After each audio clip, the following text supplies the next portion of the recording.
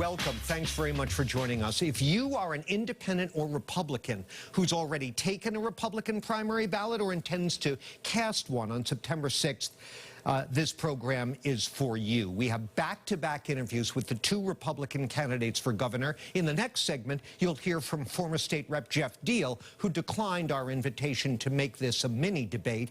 But for now, we're talking with Chris Doughty of Rentham, CEO of Capstan Industries, a producer of metal gears and other manufacturing components. This is his first run for elective office. Chris, welcome. Thank you, John. Great to be here. Good to have you. So, what makes you a better Republican nominee than Diehl?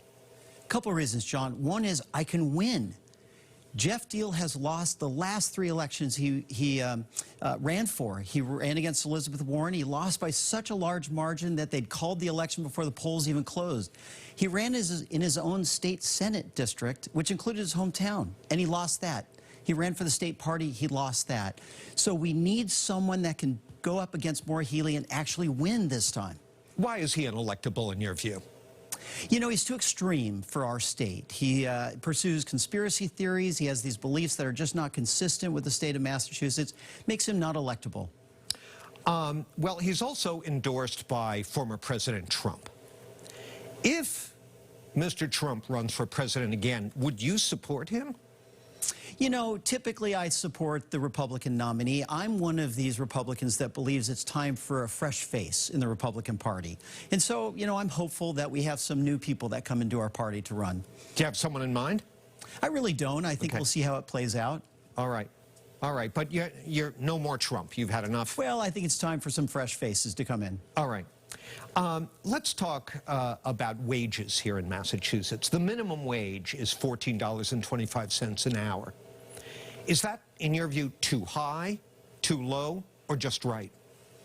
I am really excited to create a booming economy in Massachusetts where people have good jobs that are beyond a minimum wage.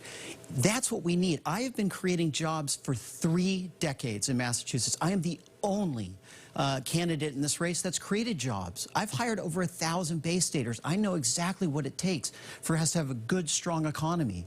I recently put out a tax plan that I believe is a really strong tax plan to make our economy strong and booming so that we have opportunities for everyone in our state. Well, in the meantime, there are a lot of people who earn the minimum wage, and it's sort of a benchmark for businesses. Again, it is $14.25 an hour right? Too high, too low? Well, I hope people make a lot more than that. I can tell you down in my factory in Massachusetts, or in Rentham, we have to pay $18, $19, $20 an hour to hire people. So right now, we're beyond this minimum wage. I think the issue is having good jobs and making our state affordable. That's the key, is our state has become so expensive for people to live here. Is there daylight between you and your opponent on this issue, job creation, the economy?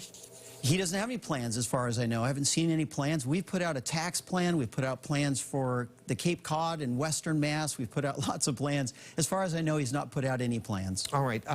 Another issue that's big right now here and elsewhere is abortion rights. What, if any, steps would you take as governor to change the abortion laws here in Massachusetts? Yeah, you know, since I got into the race, we had the overturn of Roe v. Wade, and there's a lot of sensitivity on this. So I've been saying as clearly as I possibly can that abortions are safe and legal in the state of Massachusetts, and I have no intention at all of changing it. And I assure everyone I have no intention of changing it. I'm running on a platform of economic opportunity and affordability, making our state so people can afford to live here. And those issues which I feel are so critical for the success of our state and for the well-being of our citizens. Chris, we've got less than a minute here, so I'm going to ask you to give as concise an answer as you can. What, if anything, would you do as governor to curb the pervasive NIMBYism, not in my backyardism, that suppresses the construction of affordable housing? Yeah, so I have been saying that this is a bottleneck. So I come from the manufacturing industry where we make auto parts for GM, Ford, Chrysler, and we deal with bottlenecks. We have to just deal with the bottlenecks, which includes NIMBYism. But there's other issues too. There's hiring tradespeople, carpenters, plumbers. We got to fix that also. So there's just a lot of issues we have to work on together collectively. Very briefly, if people want to find out more about you, your campaign, how do they do that? At my website, chris4ma.com, chris, F-O-R-M-A.com.